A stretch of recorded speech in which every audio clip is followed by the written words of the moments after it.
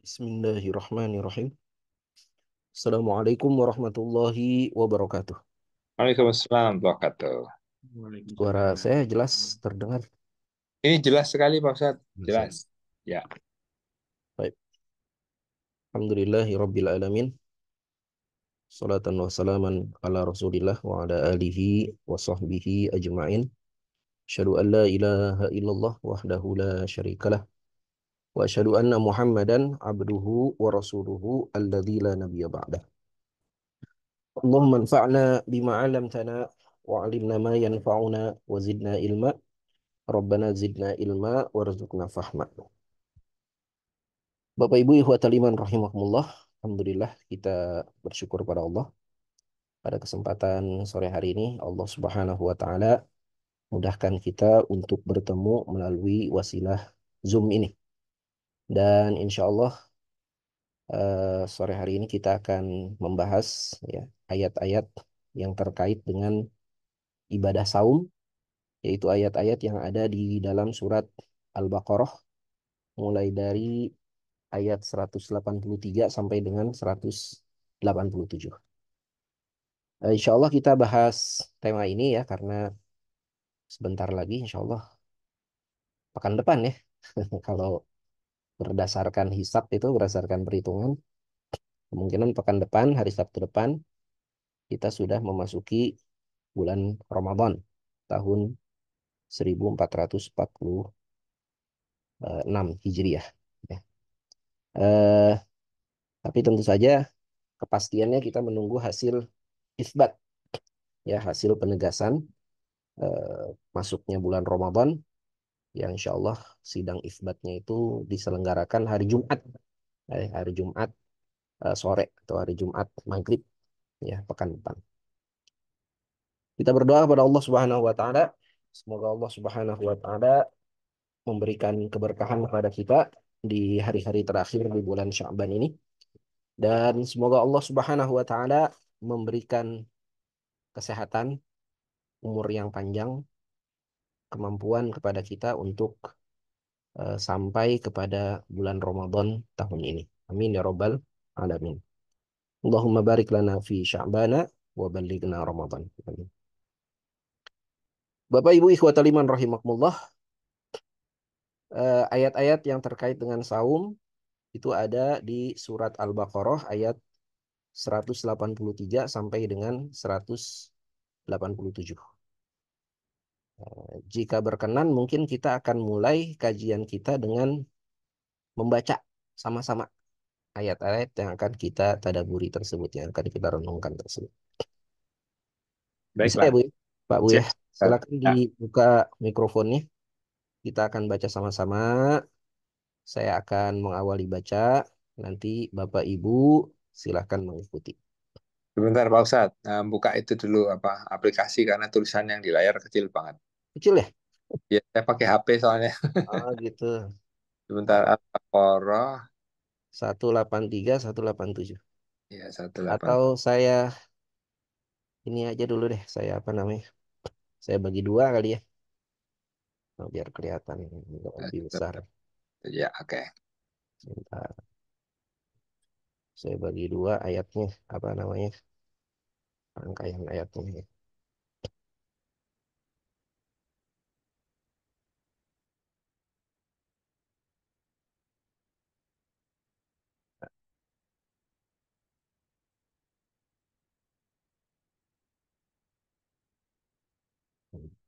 Baik.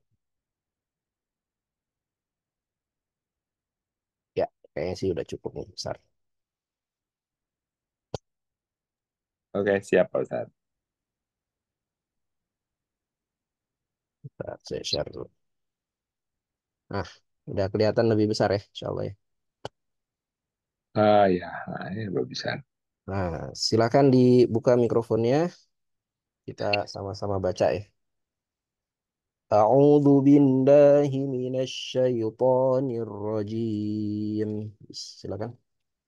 A'udzu A'udzu billahi billahi minasyaitonir minasyaitonir rajim. rajim. يا أيها الذين آمنوا كتب عليكم الصيام. Silakan. يا أيها الذين الذين آمنوا آمنوا كتب كتب عليكم عليكم الصيام الصيام كتب عليكم الصيام كما كتب على الذين من قبلكم. Silakan.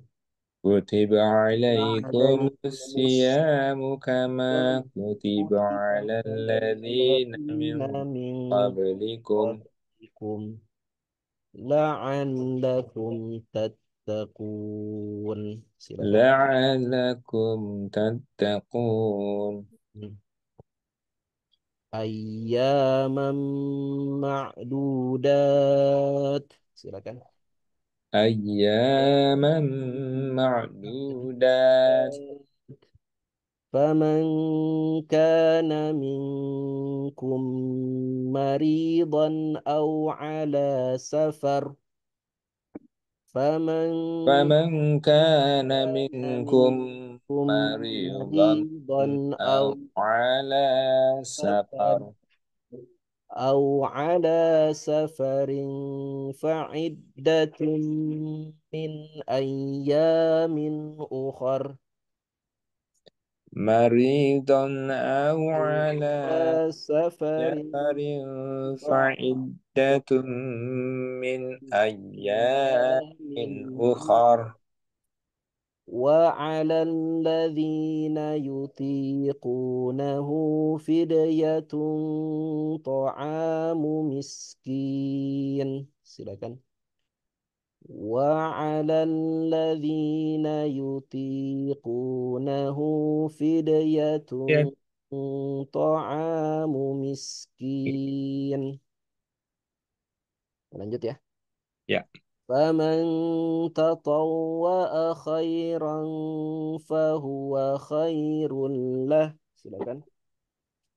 فمن تطوع خيرا فهو خير له lah وأن تصوموا خير لكم إن كنتم تعلمون. وأن وأن تصوموا خير لكم إن كنتم تعلمون. تعلمون Ayat berikutnya. Syahrul Ramadan alladzi unzila fihi al-Qur'an. Silakan. sahur Ramadan alladzi unzila fihi al-Qur'an. Hudan linnasi wa bayyinatin minal huda wal furqan. hudalin Linnasi wa bayyinatin minal huda wal furqan. فمن شهد منكم الشهر فليصم. hilang layarnya Pak Ustadz. Ah, Oh, hilang layar. ntar muncul-muncul ntar hilang. Lanjut Pak Ustadz. فمن شهد منكم الشهر فليصم. Silakan. Faman syahida شهد minkum منكم الشهر syahra فليصم. ومن كان مريضا أو على سفر فعدة من أيام أخر.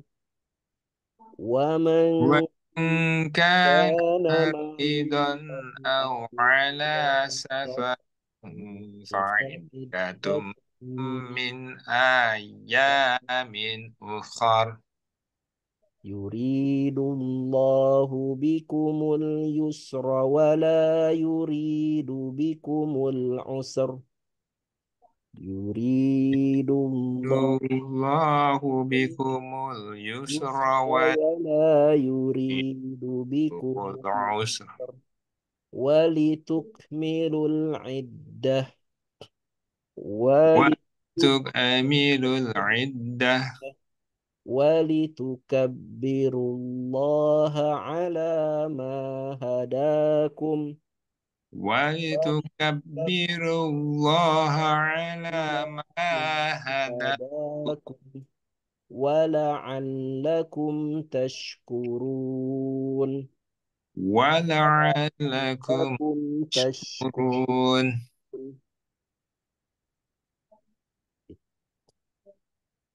Kita lanjut. وإذا سألك عبادي عني فإني قريب. Silakan.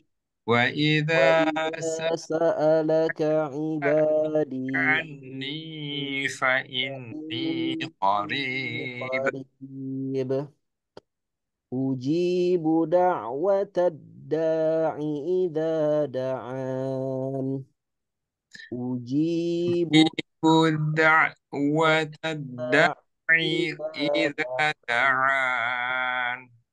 فليستجيبوا لي وليؤمنوا بي لعلهم يرشدون. Wal yastajibu فليستجيبوا li وليؤمنوا yu'minu bi la'allahum لعلهم. yarshudun.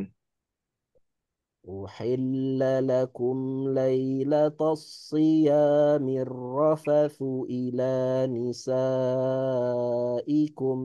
Silakan.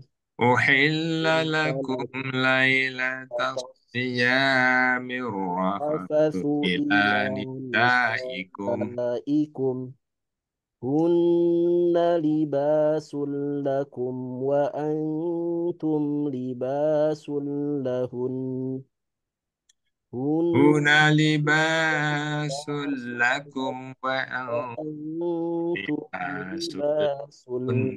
لهن علم الله أنكم كنتم تختانون أنفسكم علم Alimallahu الله annakum أنكم kuntum تختانون takhtanuna أنفسكم anfusakum.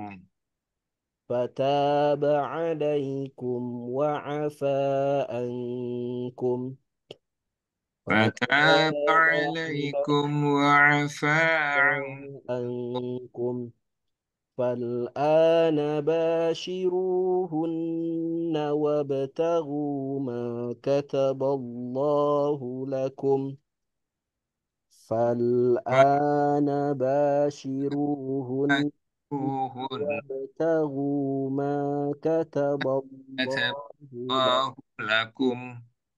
وكلوا واشربوا حتى يتبين لكم الخيط الأبيض من الخيط الأسود من الفجر Wa kulu واشربوا shrabu حتى hatta يتبين yatabayyana lakum لكم الخيط الأبيض al-abyadu من minal الخيط qati الأسود waitil من aswadi minal fajr. ثم أتموا الصيام إلى الليل Thumma atimmu siyama ilal lail.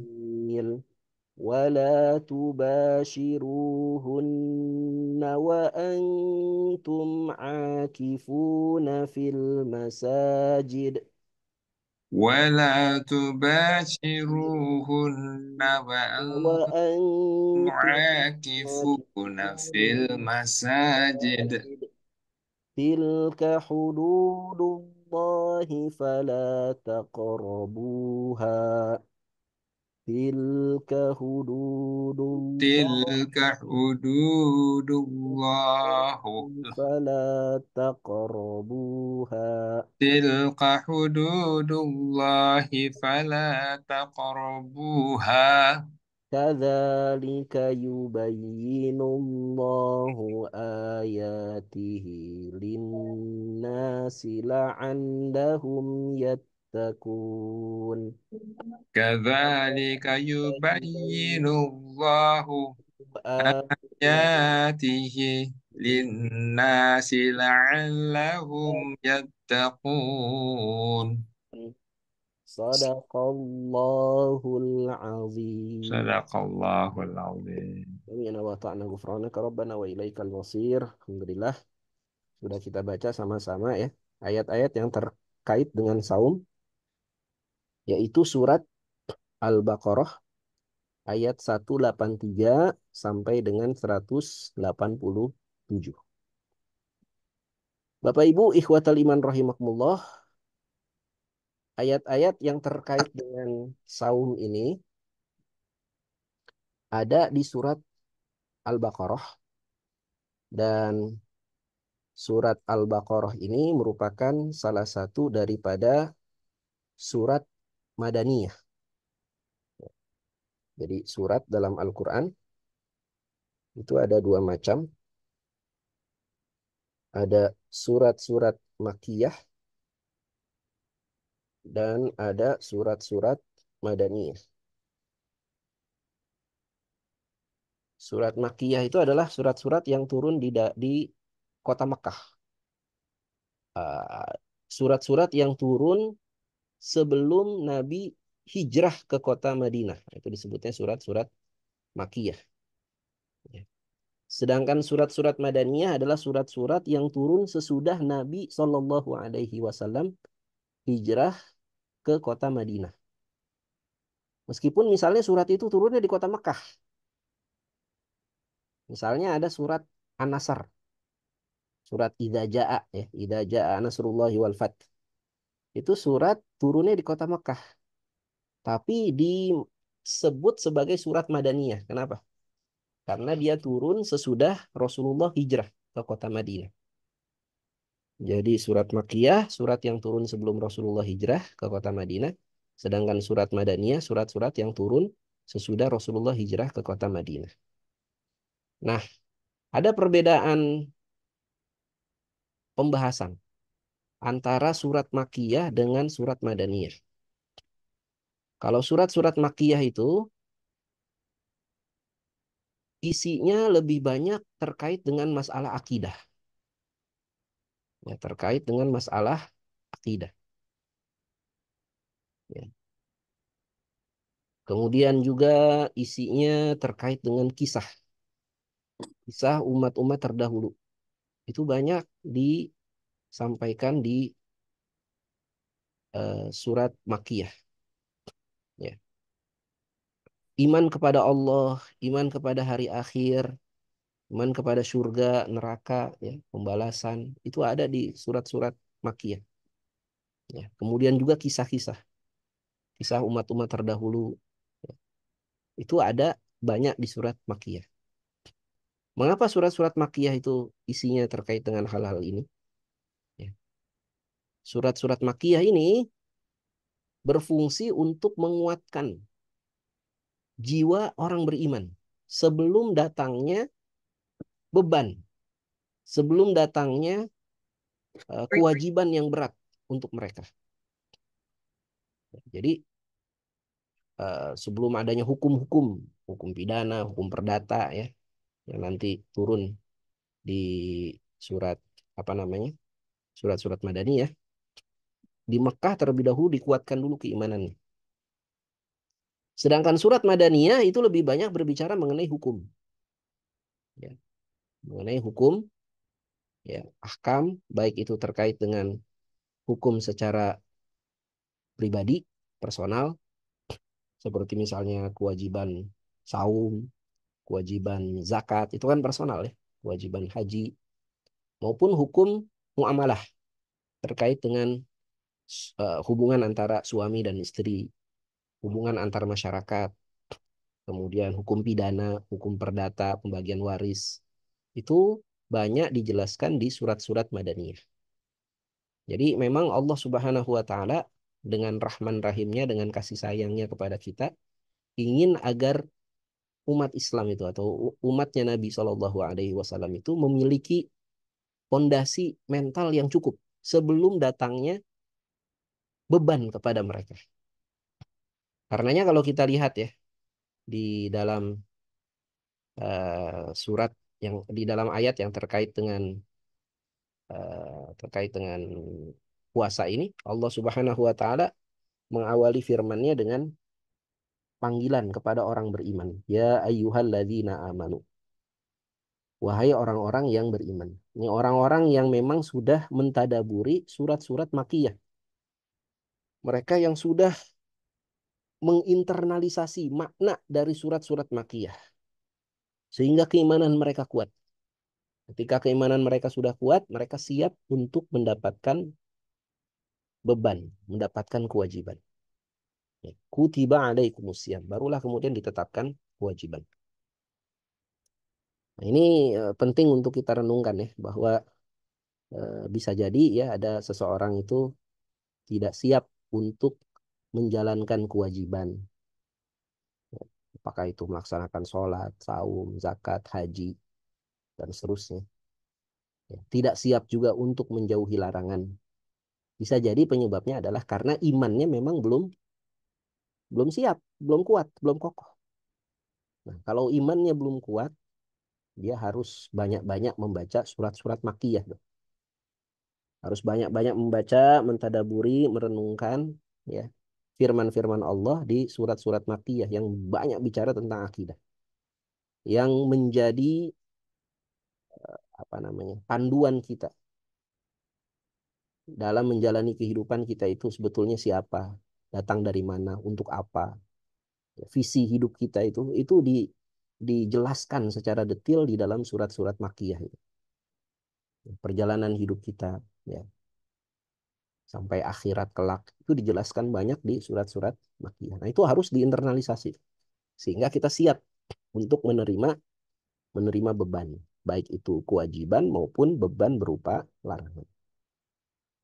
Nah, terkait dengan beban yang Allah Subhanahu wa taala tetapkan kepada kita berbentuk saum, ya, saum itu berasal dari kata soma yasumu yang artinya menahan diri.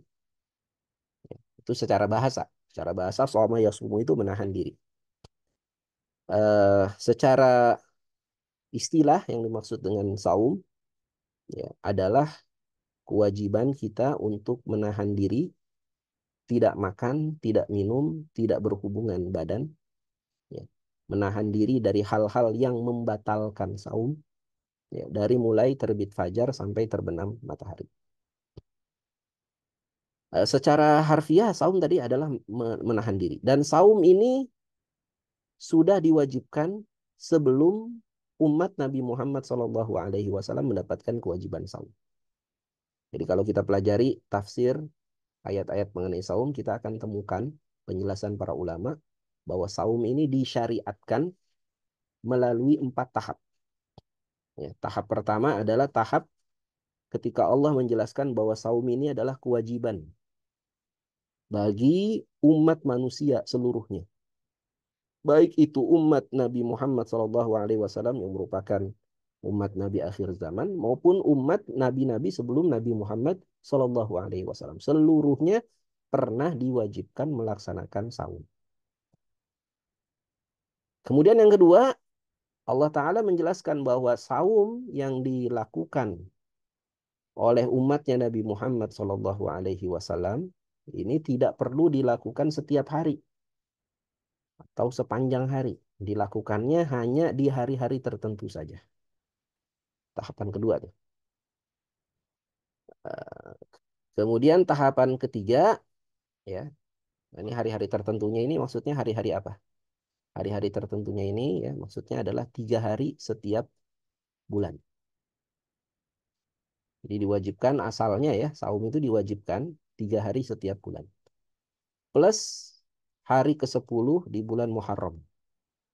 Ya, hari ke-10 di bulan Muharram yang disebut sebagai hari Asyura.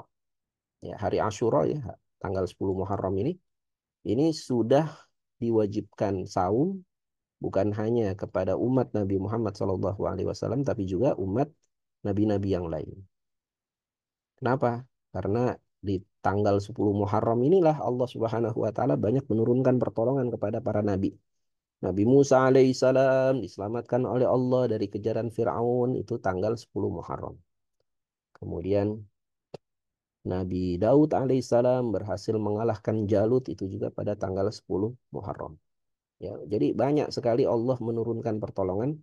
Ya, Nabi Ibrahim alaihissalam dibebaskan dari api yang menyala-nyala itu juga pada tanggal 10 Muharram.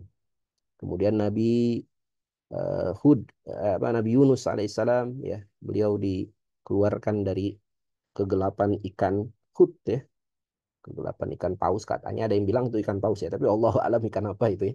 Yang pasti Nabi Yunus itu pernah dimakan ikan, kemudian beliau tersadar bahwa itu merupakan balasan atas kekeliruan yang ia lakukan.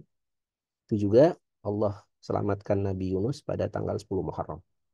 Jadi hari-hari tertentu yang dimaksud adalah 3 hari dan 10 hari. Jadi sebelumnya diwajibkan saum itu hanya 3 hari setiap bulan dan 10 hari. Itu berarti berapa tuh? Kalau bulan itu ada 12, 12 kali 3 berarti 36 hari, ya. Ditambah 1, 37 hari selama setahun. Sebelumnya itulah yang diwajibkan.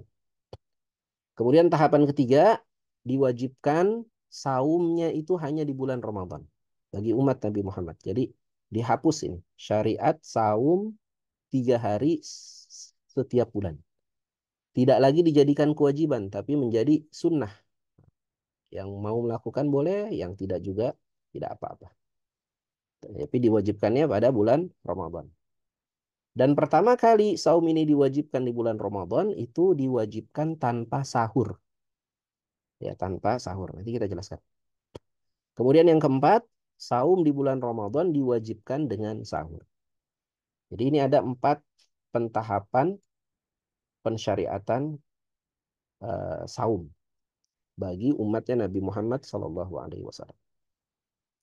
Kita lihat tahap yang pertama, ya. Tahap yang pertama ini adalah ketika Allah Subhanahu wa taala menurunkan ayat Ya ayyuhalladzina amanu kutiba alaikumusiyam kama kutiba alal ladzina min qablikum la'allakum tattaqun. Ini tahap pertama. Tahap pertama itu apa tadi? Tahap penjelasan bahwa saum ini wajib bagi umat Nabi Muhammad SAW, sebagaimana saum ini juga diwajibkan kepada umat nabi-nabi sebelumnya. Jadi harus puasa, harus ada ibadah saum selama setahun itu. Harinya apa saja belum ditentukan ketika itu. Nah, pokoknya saum aja. Ya. Mau harinya apa terserah, pokoknya saum. Nah, itu. Dan kewajiban saum ini tadi, ya, yang dipanggil adalah orang beriman. Jadi iman ini modal awal seseorang itu mampu melaksanakan saum. Karenanya kalau kita lihat, ya, hadis-hadis mengenai saum juga itu selalu Allah Subhanahu wa taala, Rasulullah Shallallahu alaihi wasallam sandingkan antara kesuksesan saum itu dengan iman. Ya, misalnya dalam hadis ini mungkin sering juga kita dengar. Rasulullah pernah bersabda, "Man shoma Ramadhana, ya, imanan wahtisaban." Ya, imanan wahtisaban, hisaban, wahtisaban, gufira lahu ma taqaddama min dambi. Gufira lahu ma taqaddama min dambi. Ini sana jelek, ya. Pakai mouse ini. Nah, Rasulullah bersabda, "Man shoma Ramadhana, barang siapa yang saum di bulan Ramadan, landasannya apa? Iman. Iman, karena dia beriman pada Allah. Ya. Karena dia yakin bahwa apa yang dia lakukan di dunia itu pasti ada balasannya di akhirat. Orang kalau nggak punya iman, Pak, itu berat itu melaksanakan saum itu. Kalau dia nggak yakin ada balasan nanti di akhirat, bahwa ada yang namanya kehidupan setelah kematian, dia nggak punya iman. Nggak mau dia laksanakan saum untuk apa? Dia akan nanya, buat apa sih manfaatnya melaksanakan saum? Karena nggak ada manfaatnya di dunia gitu. Dianggap ya nggak ada manfaatnya di dunia. Ya, tapi karena iman, landasan iman, ya akhirnya seseorang itu bersemangat melaksanakan saum. Karena ada iman, karena yakin adanya kehidupan setelah kematian. Dan yakin juga dengan ihtisab, yakin dengan balasan dari Allah. Nah, orang yang melaksanakan saum modalnya iman tadi, saumnya akan sukses. Ghufira lahu ma taqaddama min dzambi. Dosa-dosanya akan diampuni oleh Allah. Ya, bukti sukses saumnya adalah dosanya diampuni. Demikian juga dalam hadis mengenai qiyamul Ramadan, mengenai orang yang mampu melaksanakan sholat malam di bulan Ramadan. Nabi juga bersabda dengan redaksi yang hampir sama. Man qoma Ramadana imanan wahtisaban. Imanan wahtisaban. Ghufira lahu ma taqaddama min dambi. Barang siapa yang melaksanakan sholat malam di bulan Ramadan karena iman dan ihtisab, maka dosanya akan diampuni oleh Allah. Ghufira lahu ma taqaddama min dambi. Jadi landasan iman ini yang perlu kita siapkan. Taqaddama min dambi. Kalau iman kita lemah, ya semangat kita nggak ada.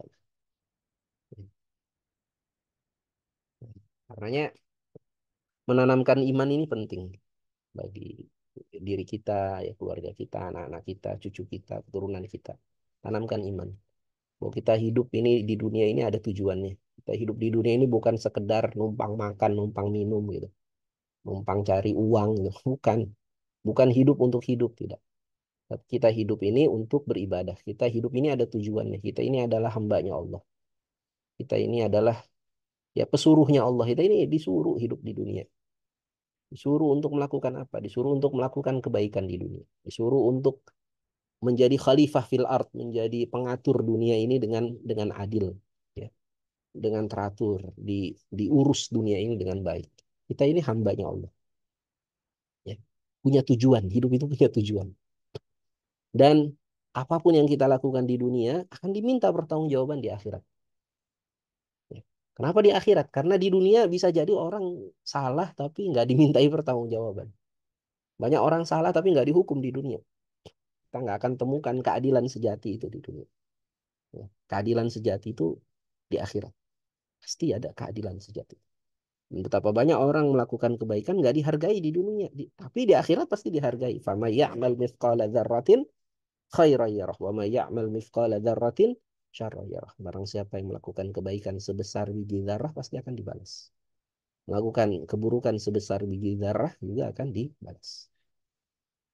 Jadi ini iman ini menjadi landasan kita dalam beramal. Wahai orang-orang yang beriman, diwajibkan atas kalian melaksanakan saum. Sebagaimana diwajibkan kepada umat sebelum kalian.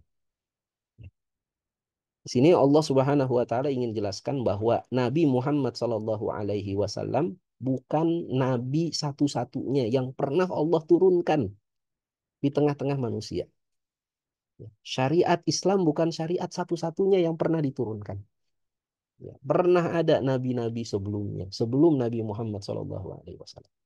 Dan Nabi sallallahu alaihi wasallam hanyalah seperti batu bata di lapisan tembok yang yang sudah kokoh, dan batu bata itu menyempurnakan tembok itu menjadi sempurna, menjadi makin indah. Kita ini menjadi rantai, ya, yang menyambung kebaikan-kebaikan yang pernah dilakukan oleh manusia sebelum kita. Yang manusia-manusia sebelum kita itu juga dibimbing oleh para nabi, para rasul sebelum Nabi kita Muhammad Sallallahu Alaihi Wasallam. Jadi agama yang diturunkan oleh Allah Subhanahu Wa Taala itu satu tuh. Agama yang satu, agama tauhid, agama hanya menyembah kepada Allah Subhanahu wa taala, hanya pasrah kepada Allah Subhanahu wa taala. Dan agama yang satu ini punya ciri, ya, yang sama, punya kemiripan antara satu agama dengan agama yang lainnya, karena agama ini sesungguhnya satu, agama yang diturunkan oleh Allah ini sesungguhnya satu. Di antara kemiripan, ya, agama Islam, syariatnya Nabi Muhammad SAW dengan syariat nabi-nabi sebelumnya adalah syariat saum ini, kewajiban saum ini. Nanti kalau kita buka ya dalam kitab umat-umat terdahulu, ya kitab perjanjian lama ya. Nah, kita akan temukan ya bahwa ternyata umat Nabi sebelumnya juga melaksanakan ibadah ibadah saum. Mereka juga berpuasa. Dan sampai sekarang itu masih dilakukan juga ya, mereka itu berpuasa, hanya saja ya mungkin hari-harinya berbeda gitu. Tapi ada itu syariat puasa itu ada. Ya. Kama kutiba 'alal ladzina min qablikum la'allakum tattaqun. Tujuan dari puasa ini apa? Agar kalian menjadi orang-orang yang bertakwa. Ya. Agar kita manusia bisa meningkat kualitas diri kita menjadi orang yang bertakwa. Orang bertakwa atau muttaqin ini adalah kualitas ruhani, bukan kualitas jasmani. Kita tahu ya bahwa dalam diri manusia itu ada dua unsur. Unsur apa? Yang pertama unsur jasmani. Ya. Unsur jasmani. Tubuh kita ini. Mata, telinga, kulit, tulang. Ya. Itu jasmani ya. Paru-paru, empedu, ya, ginjal, jantung. Itu jasmani. Ya. Kemudian yang kedua ada unsur ruhani. Unsur jiwa kita. Setiap manusia pasti punya dua unsur ini. Dan unsur jasmani kita ini berasal dari tanah, nyuntin dari tanah. Dan kelak dia akan kembali lagi ke tanah. Unsur jasmani kita itu tidak akan selamanya menemani kita. Pasti akan hilang, akan hancur, akan musnah, akan kembali ke tanah. Mungkin menemani kita itu ya 40 tahun, 50 tahun, 60 tahun, 70 tahun, tapi tak akan pernah atau jarang sekali yang lebih dari 100 tahun gitu. Kalau udah lebih dari 100 tahun tuh ya kayaknya udah jarang. Kembali lagi ke tanah. Dia nggak akan menemani kita. Nah, unsur diri kita yang sejati, yang akan menemani kita terus sesudah kita wafat, itu adalah unsur rohani. Unsur rohani kita. Unsur rohani kita inilah, jiwa kita inilah yang terus nanti kita bawa di alam kubur, kita bawa nanti di padang mahsyar, kita bawa nanti menghadap Allah Subhanahu wa taala di yaumil hisab. Kemudian akhirnya masuk ke dalam surga atau masuk ke dalam neraka, ya, yang nanti sebelum masuk surga masuk neraka nanti dikasih lagi jasmani yang baru nih, tubuh yang baru ini, ya, tapi hakikatnya ruhnya tetap satu, ruhnya tetap sama, ruh yang kita bawa di dunia atau bahkan mungkin dari rahim ibunda kita itu ditiupkan terus sampai kita hidup di dunia, nanti kita dibangkitkan kembali di alam barzah, ya, sampai masuk ke alam apa, padang mahsyar dan seterusnya sampai masuk ke dalam surga atau masuk ke neraka, kita membawa ruh yang sama, membawa ruhani yang sama. Nah, uniknya ya Allah Subhanahu wa taala menyebutkan bahwa tujuan dari ibadah saum itu adalah peningkatan kualitas ruhani. La'allakum tattaqun, agar kalian menjadi orang bertakwa. Orang bertakwa ini adalah orang yang kualitas ruhaninya itu tinggi. Jadi Allah tidak menyebutkan diwajibkan atas kalian berpuasa sebagaimana diwajibkan kepada umat sebelum kalian agar kalian itu sehat misalnya. Agar kalian itu kurus misalnya. Agar kalian itu cantik, ganteng gitu, enggak. Agar kalian kaya, ya, enggak.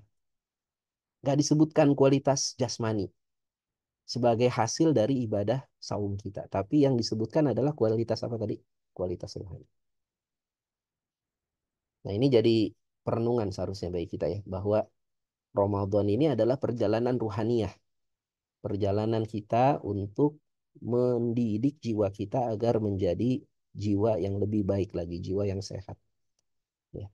Karena banyak orang ya lupa dia punya dua unsur ini, tapi tidak seimbang dalam merawat dua unsur ini. Banyak orang lebih sibuk mengurusi kesehatan jasmani, tapi lupa untuk mengurusi kesehatan ruhani.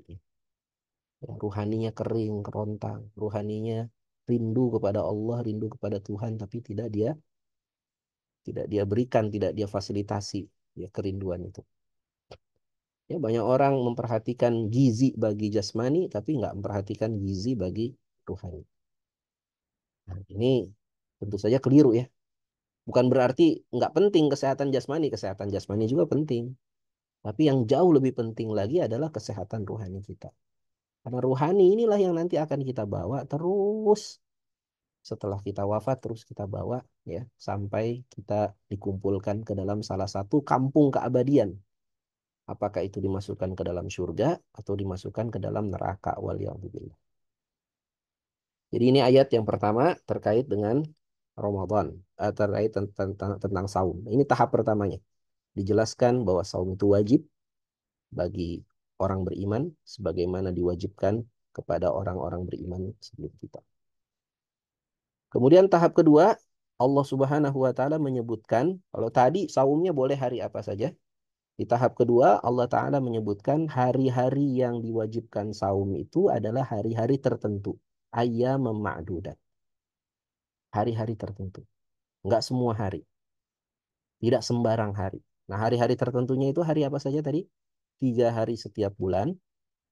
Mulai dari tanggal 13, 14, 15, atau disebut Ayyamul Bid. Ya. Kemudian 1 hari di tanggal 10 Muharram. Jadi totalnya selama setahun itu kita saum sekurang-kurangnya sekitar 37 hari.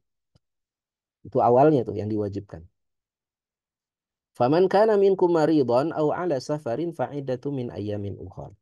Kalau ada orang-orang yang tidak mampu melaksanakan saum di hari-hari tersebut karena dia sakit atau dia dalam perjalanan, maka hendaknya dia ganti di hari yang lain. Wa 'alal ladzina yutiqunahu fidyatun ta'amu miskin, dan orang yang berat untuk melaksanakan saum boleh diganti dengan fidyah. Fidyah itu apa? Fidyah itu adalah makanan untuk orang miskin. Ya. Jadi di sini ada kata yutiqunahu. Yutiqunahu itu merasa tidak mampu, merasa berat. Bagi orang-orang yang berat, merasa berat. Ya. Jadi asalnya nih, kalau sampai ayat ini ya, sampai ayat 184, asalnya saum ini ya, meskipun dia kewajiban, tapi kewajiban yang tidak terlalu kuat. Asalnya tuh. Karena ada klausul di sini. Orang yang berat menjalankannya boleh bayar fidyah. Boleh memberi makan orang miskin. Boleh tidak saum. Ya, boleh tidak saum. Ya, jadi ada fase di mana saum itu pilihan saja. Memang diwajibkan. Tapi kalau merasa berat, boleh tidak saum. Boleh hanya membayar fidyah. Ya. Tapi kemudian di lanjutan ayatnya Allah menjelaskan. Faman tatawwa'a khairan huwa fahuwa khairun lahu. Faman tatawwa'a khairan fahuwa khairul lahu. Barang siapa yang lebih rela untuk menjalankannya, dia menjalankannya meskipun berat dia jalankan saum itu, ya, maka baginya kebaikan. Wa antasumu khairul lakum in kuntum ta'lamun. Jika mereka mampu atau jika kalian mampu melaksanakan saum, maka sungguh saum itu lebih baik. In kuntum ta'lamun, jika kalian mengetahui. Jadi ini tahap yang kedua ya. Tahap yang kedua adalah tahap ketika saum itu tidak diwajibkan setiap hari, dia diwajibkan hanya pada hari-hari tertentu. Kemudian bagi orang-orang yang merasa berat, bisa mengganti saum ini dengan fidyah. Fidyah ini adalah memberi makan pada orang miskin. Di sini menunjukkan memberi makan kepada orang miskin ini adalah ibadah yang utama. Sebagaimana ibadah saum. Saum itu utama. Ya. Maka saum itu bisa digantikan dengan fidyah. Tidak ada yang bisa menggantikan satu ibadah kecuali dia memiliki keutamaan yang sama dengan ibadah yang digantikan tadi. Ya, karena fidyah bisa menggantikan saum, maka fidyah itu apa tadi? Memberi makan orang miskin. Ini sama utamanya dengan melaksanakan saum. Tapi kalau ada orang yang melaksanakan saum, maka itu jauh lebih baik untuk dirinya daripada dia melaksanakan ibadah-ibadah pengganti saum tadi seperti fidyah. Jadi ini tahap yang kedua. Tahap yang ketiga, Bapak Ibu ikhwatal iman rahimakumullah, adalah ketika Allah turunkan ayat 185. Allah menyebutkan bahwa saum itu tidak lagi diecer tadi 3 hari setiap bulan, tapi disatukan menjadi 1 bulan penuh. ya, yaitu disatukan pada bulan apa? Disatukan pada bulan Ramadan. Syahrul Ramadan alladzi unzila fihil Qur'an. Kenapa ditetapkan Ramadan ini menjadi satu bulan khusus melaksanakan saum? Karena Ramadan diistimewakan oleh Allah dengan diturunkannya Al-Quran di bulan Ramadan. Ya. Jadi Al-Quran itu kita tahu ya, itu turun dua kali. Turun dua, bukan dua kali, dua tahap ya. Turun dua tahap. Jadi ada tahap di mana Al-Quran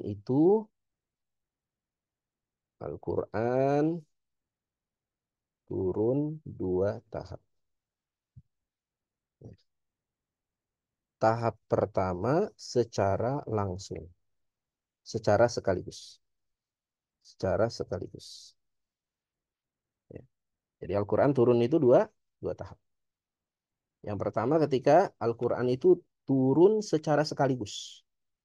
Ya. Minal lauhil mahfuz, dari lauhil mahfuz, ya, ila baitil izzah fi sama'i dunya. Dari tempat yang bernama lauhil mahfuz ke tempat yang bernama rumah keagungan di salah satu langit dunia. Turun secara sekaligus tuh. 114 surat, 30 juz, ya, 6.660 sekian ayat. Itu turun ya secara sekaligus pada tahap pertama. Nah, turunnya itu kapan? Turunnya itu pada bulan Ramadan. Tepatnya tanggal berapa?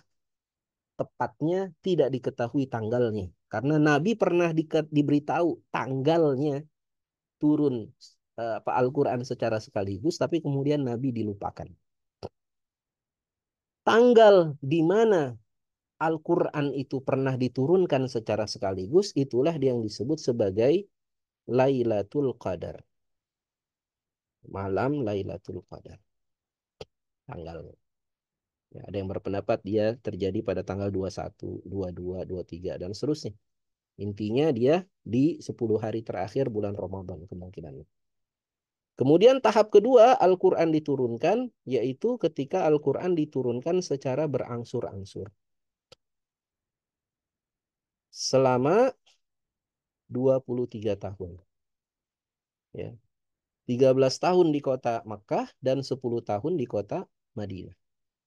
Nah, Al-Quran ini turun secara berangsur-angsur. Ayat yang pertamanya adalah ayat 1 sampai 5 dari surat Al-Alaq. Turunnya kapan? Turunnya pada tanggal 17 Ramadan.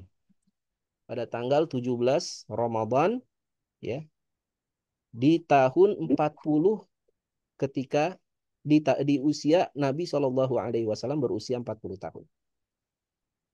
Jadi turunnya juga bulan Ramadan tuh, berangsur-angsur. Turun pertama kalinya ya. Turunnya juga bulan Ramadan, tanggal 17 Ramadan. Tanggal 17 Ramadan inilah yang disebut sebagai Yaumal Furqan. Ya, hari pembeda. Karena tanggal 17 Ramadan juga nanti pada tahun kedua sesudah Hijriah itu terjadi Perang Badar. Perang Badar itu terjadi tanggal 17 Ramadan. Tepat di tanggal di mana Al-Quran itu pernah turun pertama kali secara berangsur-angsur. Jadi baik Al-Quran itu turun secara sekaligus, maupun Al-Quran itu turun secara berangsur-angsur, kedua-duanya turunnya di bulan Ramadan. Jadi bulan Ramadan ini istimewa. Karena apa? Karena ini adalah bulan diturunkannya Al-Quran. Karena itu Allah Subhanahu wa taala memilih bulan Ramadan sebagai bulan diwajibkannya melaksanakan ibadah saum bagi umatnya Nabi Muhammad SAW. Dan kemudian Allah Subhanahu wa taala jelaskan keutamaan dari Al-Qur'an ini. Al-Qur'an ini apa utamanya? Al-Qur'an ini adalah huda linnas, petunjuk bagi manusia. Kita ini hidup kalau tanpa petunjuk ya kita bingung mau kemana, apa yang kita cari, apa yang kita raih, apa yang bisa membahagiakan hidup kita, apa yang bisa menyengsarakan hidup kita, bagaimana caranya kita selamat. Nah, itu kita bingung, kita nggak tahu. Ya. Karena manusia ini tanpa petunjuk dari Allah berada dalam kebimbangan, berada dalam ketidakpastian. Ada orang yang menyatakan, oh enggak, cukup pakai akal saja. Pakai akal sehat kita bisa menentukan mana benar, mana mana salah. Oh enggak. Ternyata akal manusia itu juga ya tidak bisa membedakan mana benar, mana mana salah. Kadang-kadang akal manusia juga sering tertipu. Ya, misalnya ya, eh, zaman dulu ya, eh, kita melihat ada orang yang menikah sesama jenis itu sesuatu yang menjijikkan gitu.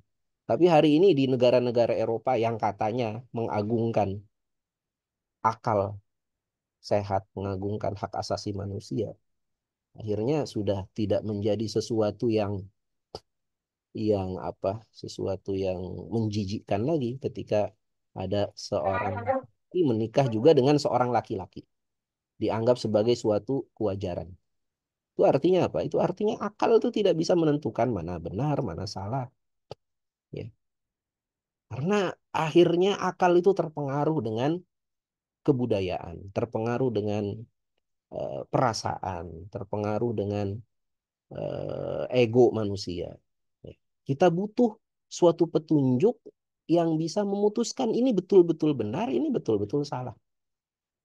Maka untuk itulah Al-Quran turun sebagai petunjuk bagi manusia. Dan kita setiap hari kan berdoa kepada Allah Subhanahu wa taala, ihdinas siratal mustaqim, ya Allah, berikanlah kami petunjuk menuju jalan yang lurus, jalan keselamatan. Ya. Itu kita baca doa itu di surat Al-Fatihah. Ya. Kalau kita buka Al-Quran, buka gitu, halaman pertama ketika kita buka Al-Quran itu surat Al-Fatihah dan surat Al-Baqarah ayat 1 sampai 5. Kita minta kepada Allah petunjuk, ya, apa tadi? Ihdinas siratal mustaqim. Maka di halaman berikutnya Allah jawab itu permintaan kita. Di dalam surat Al-Baqarah Allah berfirman apa? Dzalikal kitabu la raiba fih hudal lil muttaqin. Itulah Alkitab Al-Quran. La raiba fih. Tidak ada keraguan di dalamnya. Hudal lil muttaqin. Petunjuk hidup bagi manusia-manusia yang berkualitas. Ya, muttaqin itu kan kualitas manusia tertinggi. Bagi manusia-manusia yang berkualitas.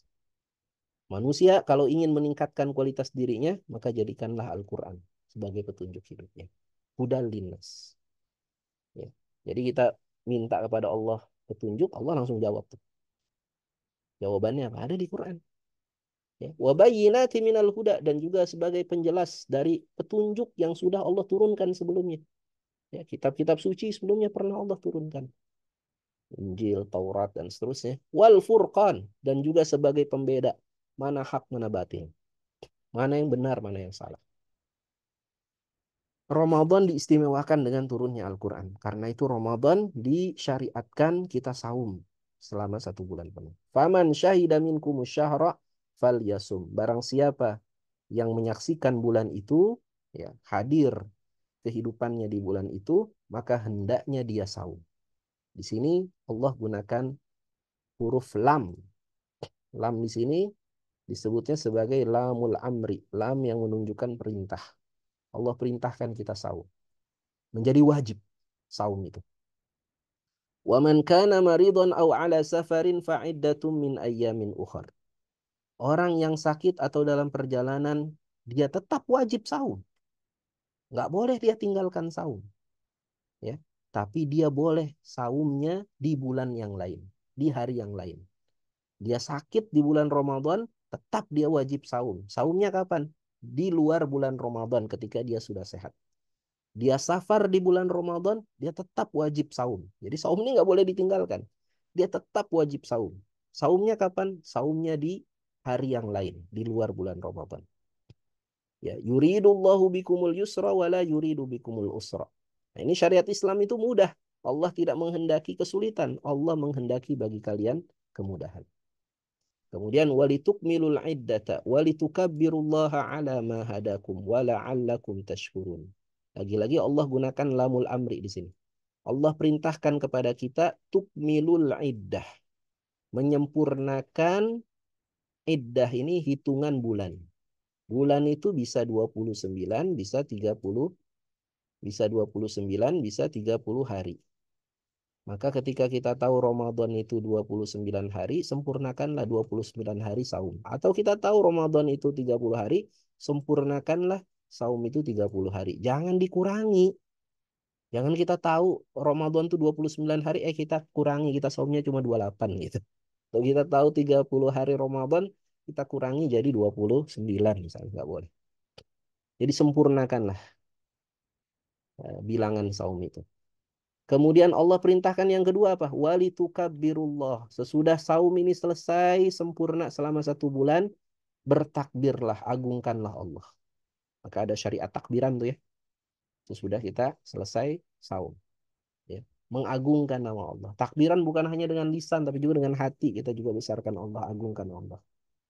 Kita ini kecil, kita ini nggak punya apa-apa, kita ini nggak punya kekuatan apa-apa, kecuali Allah kuatkan kita. Ala ma hadakum. Yang lebih utama lagi adalah kita agungkan Allah karena Allah sudah beri hidayah kepada kita. Beri petunjuk kepada kita. Sehingga kita mampu melaksanakan saum. Banyak orang ya nggak mampu laksanakan saum karena nggak dapat hidayah. Kemudian yang ketiga, wala'allakum tashkurun. Dan agar kalian menjadi orang-orang yang bersyukur. Jadi ini satu rangkaian nih. Setelah melaksanakan ibadah saum, sempurnakan saum. Ya, yang tertinggal tadi saumnya di kodok ya diganti di hari yang lain ini harus sempurna selama 1 bulan. Kemudian yang kedua tukabbirullah mengagungkan Allah.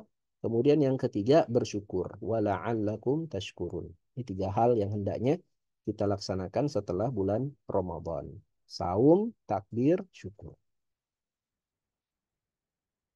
Kemudian yang keempat, tahapan yang terakhir itu adalah tahapan ketika saum ini ya Allah berikan keringanan dengan disunnahkannya melaksanakan sahur.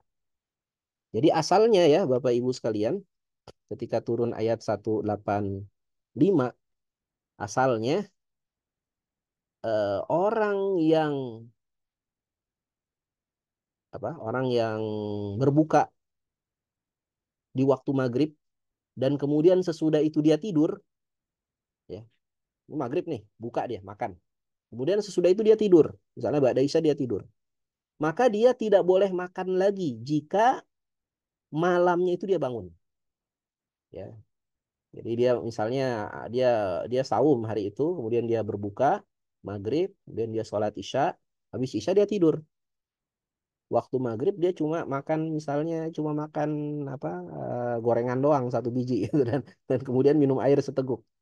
Ya kemudian dia sholat, kemudian dia sholat isya, kemudian dia tidur. Tengah malam dia bangun, misalnya jam 12 dia bangun. Maka dia nggak boleh lagi makan tuh. Kalau dia sudah tertidur, nggak boleh dia makan. Sampai nanti masuk lagi waktu maghrib hari berikutnya. Barulah dia boleh makan. Jadi asalnya cara puasa itu begitu tuh. Ya. Jadi nggak boleh makan kalau sudah tertidur di malam hari. Nah, ini ada kisah seorang sahabat namanya Qais bin Sirman. Sahabat ini tertidur sebelum maghrib. Sebelum maghrib dia tidur. Dia saum seharian. Sebelum maghrib dia tidur. Ya. Bangun-bangun ya ketika malam. Ya. Ketika malam hari. Udah malam dia baru bangun. Maka nggak boleh lagi dia makan. Ya. Karena dia tertidur di waktu maghrib. Nggak boleh lagi dia makan. Ya. Sampai kemudian pagi hari ya fajar ya dia terus saum. Sampai kemudian maghrib, sebelum maghrib dia ketiduran lagi. Dia ketiduran lagi. Bangun tengah malam. Udah nggak boleh lagi makan. Ya. Maka kemudian hari kedua dia saum lagi tanpa berbuka ya selama 2 hari berturut-turut. Sampai hari ketiga dia begitu lagi tuh. Menjelang waktu maghrib dia ketiduran lagi. Akhirnya 3 hari berturut-turut dia berpuasa tanpa berbuka dan tanpa sahur. Nah ini berat kan saum kayak begini. Akhirnya turunlah ya firman Allah di surat Al-Baqarah ayat 187. Ya. Allah Subhanahu wa taala menghalalkan bagi kita malam-malam waktu saum. Malam-malam di mana siangnya kita saum itu halal bagi kita untuk makan, untuk minum, untuk rofas. Rofas itu bercampur dengan suami istri. Ya, dihalalkan. Yang tadinya malam-malam bulan Ramadan itu haram untuk makan, untuk minum. Setelah turunnya ayat ini, malam-malam bulan Ramadan itu menjadi halal. Uhilla lakum lailatas siyam rafathu ila nisaikum. Dihalalkan bagi kalian untuk bercampur dengan istri kalian di malam bulan puasa. Yang uniknya ya, Allah kemudian menyebutkan hubungan antara suami istri itu dengan apa? Dengan ungkapan apa? Hunna libasul lakum wa antum libasul lahunna. Istri itu adalah pakaian bagi laki-laki dan kalian itu adalah pakaian bagi perempuan, bagi istri kalian. Jadi suami istri itu laksana pakaian. Pakaian itu fungsinya apa sih, Bapak Ibu? Yang pertama, pakaian itu fungsinya menutup aurat, ya kan? Pakaian itu kita pakai yang pertama fungsinya harus bisa menutupi aurat, menutupi keburukan-keburukan kita. Maka suami itu harus mampu menutupi keburukan istri. Istri juga harus mampu menutupi keburukan suami. Jangan malah diumbar itu keburukan suami atau keburukan istri. Kalau ada masalah antara suami istri, yang boleh tahu hanyalah orang yang berkepentingan. Jangan sampai tetangganya tahu, orang sahabatnya tahu, orang-orang yang nggak ada kepentingan tahu. Jangan. Ya cukuplah orang-orang yang punya kepentingan saja. Ya, misalnya ya dia sampaikan itu kepada walinya ya, kepada ayahnya dari pihak istri atau tadi dari pihak istri mengadukan itu kepada walinya, kepada keluarganya dari pihak suami. Ya cukup lingkungan orang terkecil saja. Kalau kemudian masalah ini naik sampai ke tingkat pengadilan, maka yang cukup tahu adalah hakim, jaksa, dan seterusnya. Nggak boleh kemudian masalah suami istri ini diumbar kemana-mana. Nggak boleh. Karena tadi fungsi pakaian itu menutup aurat. Fungsi suami istri itu adalah menutup aib, menutup keburukan. Kemudian yang kedua apa? Fungsi pakaian itu. Pakaian juga punya fungsi memperindah, ya kan? Kita kalau pakai pakaian itu jadi lebih indah, jadi lebih cantik, jadi lebih sedap dipandang. Nah, suami istri juga begitu tuh. Ya. Suami istri itu hendaknya saling memperindah, ya dalam apa namanya dalam rumah tangga itu keberadaan suami itu memperindah istri. Keberadaan istri juga memperindah suami. Jadi meningkat kualitasnya. Jadi makin taat kepada Allah, makin solih, makin solihah, makin cerdas, makin pandai, makin tinggi derajat kemanusiaannya. Ya. Jadi makin indah itu kemanusiaan ketika dia menikah. Nah, itu fungsi fungsi fungsi suami istri itu. Ya. Kemudian apa lagi? Pakaian itu juga melindungi kita dari udara yang panas, dari udara yang dingin. Itu pakaian itu berfungsi sebagai itu, sebagai pelindung bagi kita. Maka demikian juga suami istri itu hubungannya saling melindungi. Ya, suami melindungi istrinya, ya, istri juga melindungi suaminya agar suaminya tidak jatuh dalam perkara maksiat. Nggak boleh tuh istri itu malah mendorong-dorong suaminya untuk melakukan maksiat. Demikian juga sebaliknya. Ini saling melindungi. Makanya kewajiban utama suami itu kan apa? Ya ayyuhalladzina amanu qu anfusakum wa ahlikum nar. Itu kewajiban pertama seorang suami itu. Menjaga diri kita, dirinya suami dan diri keluarga itu dari jilatan api neraka. Nah, kemudian lanjutan ayatnya alimallahu annakum kuntum takhtanuna anfusakum. Memang kita ini tidak tidak mungkin hidup sendirian ya. Kita tidak akan mungkin tahan apabila kita tidak melampiaskan nafsu kita kepada sesuatu yang halal. Ya. Maka ada syariat pernikahan itu. Ya. Maka Allah membolehkan kita ya, melampiaskan syahwat kita kepada yang halal di malam bulan puasa. Alimallahu annakum kuntum takhtanuna anfusakum fataba alaikum. Maka Allah terima taubat kalian. Wa'afa ankum. Allah maafkan kalian. Fal'ana bashiruhunna. Maka sekarang ya bashiruhunna. Bersenang-senanglah kalian dengan istri kalian. Wabtagu ma kataballahu lakum. dan raihlah apa yang telah Allah tetapkan bagi kalian. Wa kulu washrobu. Ya, bukan hanya diperbolehkan bercampur suami istri, tapi juga diperbolehkan makan dan minum di malam hari bulan puasa itu. Makanlah, minumlah. Hatta yatabayyana lakumul khaytul abyad minal khaytil aswad minal fajar. Tapi makan dan minumnya dibatasi. Dibatasi sampai kapan? Dibatasi sampai jelas khayt ini benang. Sampai jelas benang putih dari benang hitam. Nah, itu dulu para sahabat itu memahami memahami ayat ini, mereka bikin benang dua gitu. Yang satu warnanya hitam, yang satu warnanya putih. Kemudian benang hitam dan benang putihnya itu ditaruh di atas jendela. Kalau sudah jelas benang hitam dan benang putih karena cahaya sinar fajar, barulah kemudian mereka mereka berhenti untuk makan. Nah, sudah ada cahaya cahaya sinar fajar. Zaman dulu begitu ya, sekarang udah susah gitu. Ya, yang dimaksud khaitil aswad minal fajar itu sebetulnya adalah cahaya sinar fajar. Thumma atimu siyama ilal lail. Kemudian sempurnakanlah saum itu sampai malam. Wala tubashiruhunna wa antum akifuna fil masajid. Dan janganlah kalian bersenang-senang dengan istri kalian ketika kalian iktikaf di masjid. Nah, ini penting lagi. Di akhir ayat mengenai saum, Allah ingatkan pentingnya iktikaf di masjid. Iktikaf itu apa? Berdiam diri berlama-lama di masjid.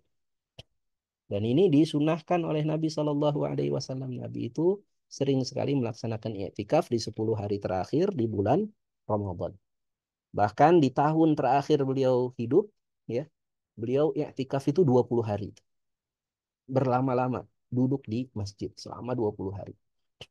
Kita kalau mampu 10 hari itu jauh lebih baik. Tapi kalau nggak mampu ya minimal malam-malam ganjil lah kita i'tikaf di masjid. Minimal ada waktu-waktu di mana kita lebih sering di masjid.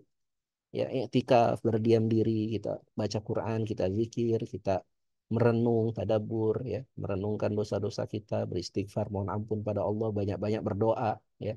Kita putuskan dulu hubungan dengan dunia, ya. Ketika kita i'tikaf itu kita putus hubungan dengan dunia. Kita fokus dengan kepentingan-kepentingan akhirat kita. Nah, ini di hari-hari terakhir Ramadan hendaknya kita hidupkan ini i'tikaf. Tilka hududullah, itulah ketetapan dari Allah. Fala taqrabuha, maka jangan dekati dia. Kadzalika yubayyinullahu ayatihi linnasi la'allahum yattaqun. Sekali lagi Allah tegaskan tujuan dari rangkaian ibadah di bulan Ramadan itu ya tadi saumnya, berbukanya, iktikafnya, baca Qur'annya, itu seluruhnya tujuannya adalah apa? Agar kita menjadi orang yang bertakwa. Nah, inilah tahap keempat ya dari pelaksanaan saum. Yang unik Bapak Ibu ikhwatal iman rahimahumullah ya. Di sela-sela rangkaian ayat-ayat tentang saum ini ada satu ayat yang tidak ada kaitannya dengan saum, yaitu ayat 186. Ayat 186 ini nggak bicara tentang saum, tapi bicara tentang apa? Bicara tentang doa. Ya, Allah berfirman, "Wa idza sa'alaka ibadi anni fa inni qarib." Apabila hamba-hambaku bertanya tentang aku, katakanlah aku ini dekat. Ujibu da'wata da'i idza da'an. Aku akan menyambut, mengabulkan permintaan setiap yang meminta kepadaku. Fal yastajibuli, maka hendaknya mereka minta kepada aku. Wal yu'minu bi, beriman hanya kepadaku. La'allahum yarsyudun, agar mereka senantiasa berada di atas jalan kebenaran. Minta hanya kepada Allah, jangan minta kepada makhluk, jangan minta ke gunung, jangan minta ke batu, jangan minta ke roh, ya.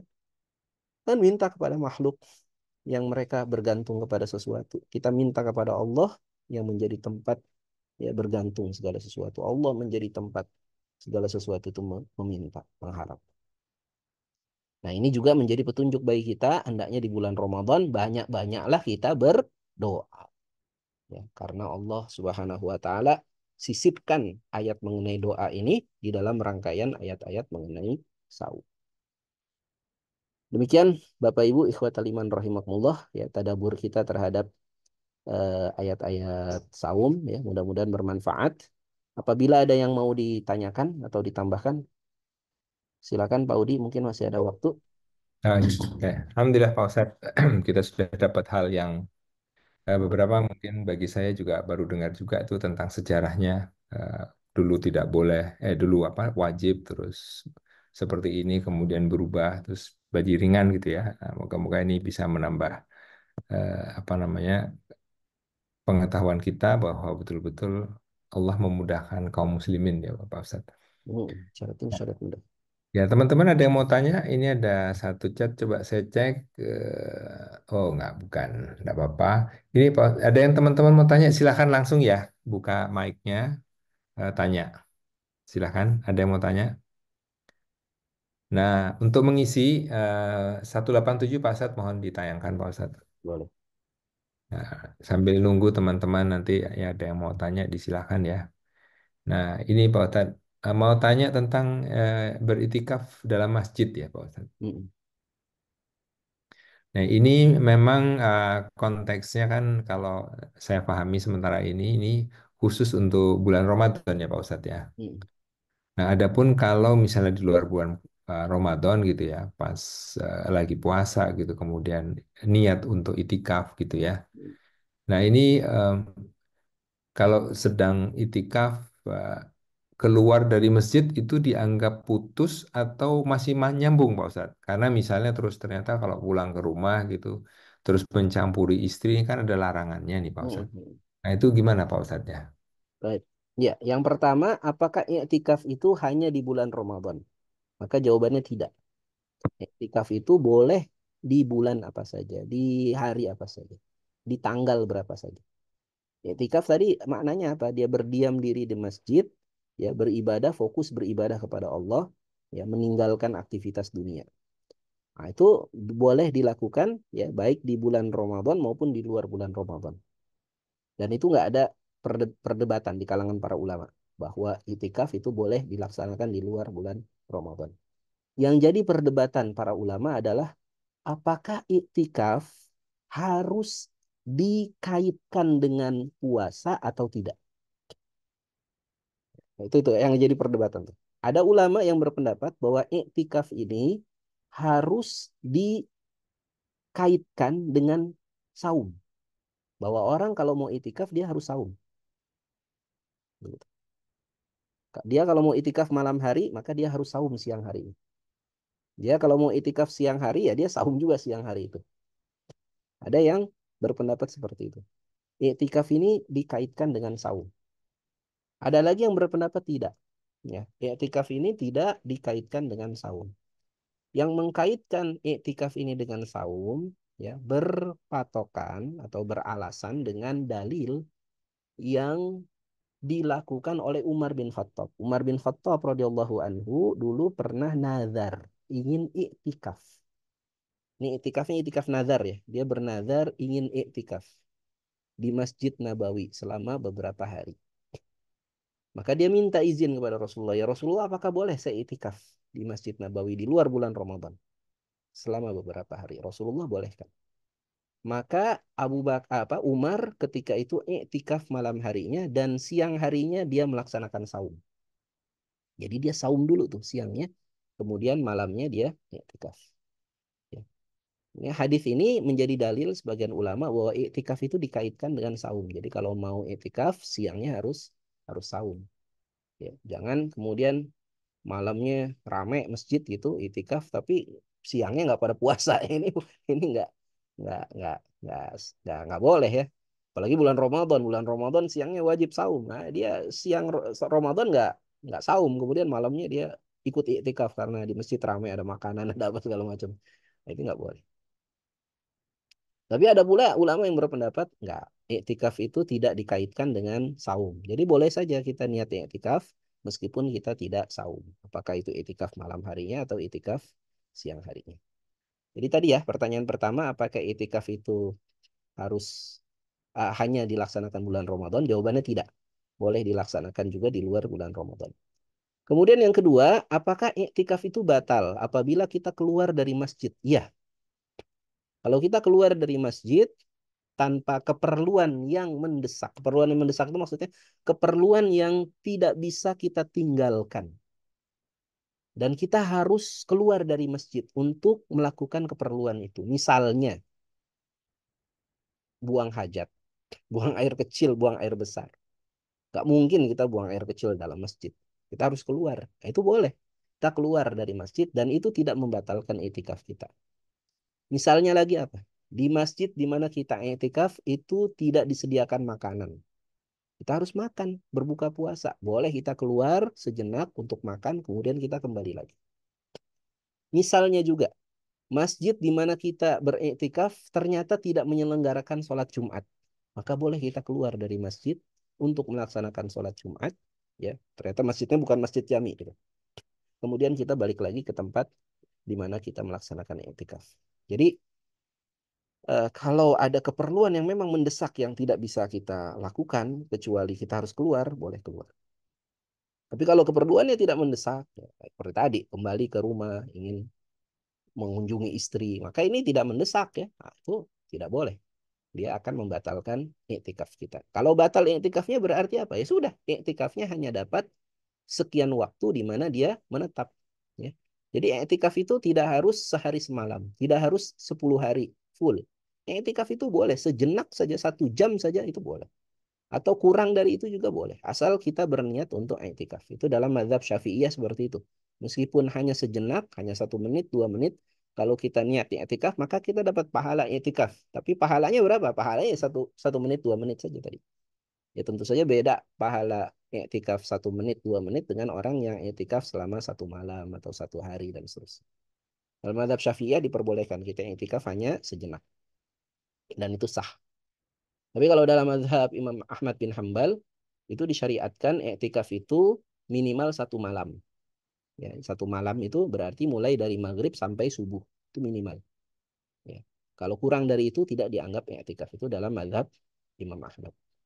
Ya. Ya, intinya ada perbedaan pendapat mengenai berapa durasi minimal i'tikaf itu dianggap sah. Ya. Nah, kalau kita Syafi'iyah ya kita ambil yang ringan aja. Boleh mau berapa menit, berapa jam itu silahkan. Yang penting kita niat i'tikaf dan selama i'tikaf itu kita memutuskan hubungan kita dengan dunia. Jangan kemudian kita i'tikaf, kita bawa laptop, kita bawa majalah, bawa koran, kita malah baca koran di masjid. Nah, bawa majalah di masjid. Kita malah kerja, ngerjain pekerjaan kantor. Bukan WFH, WFM gitu. Work from masjid gitu. Nah itu jangan, nggak boleh. Itu bukan i'tikaf. I'tikaf itu kita fokus ya beribadah ya fokus meninggalkan urusan-urusan dunia kita fokus untuk menghidupkan kerinduan kita kepada akhirat begitu Pak ya wallahu a'lam bishawab. Oh ya, baik Pak Ustadz ya. Ya, makasih Pak Ustadz. Teman-teman udah siap nanya? Silahkan. Oh ini ada ini Pak. Assalamualaikum Pak Ustadz. Ini Ya Pak, ada satu. bagaimana aturan saum orang yang safar di titik mana dia bisa untuk tidak puasa tentang jarak safar minimal berapa kilometer atau berapa jam atau kondisi kesehatan. Jadi kalau kita lihat tadi pensyariatan puasa ya itu kan ada 4 tahap tadi ya. Kalau di tahap ketiga itu, di tahap kedua ya, di tahap kedua itu Allah Ta'ala berikan keringanan. Wa 'alal ladzina yutiqunahu faman kana minkum maridun aw 'ala safarin fa'idatu min ayyamin ukhar. Dia boleh ganti di hari yang lain, boleh nggak puasa. Wa 'alal ladzina yutiqunahu fidyatun ta'amu miskin. Yang merasa berat bisa kasih makan kepada orang miskin.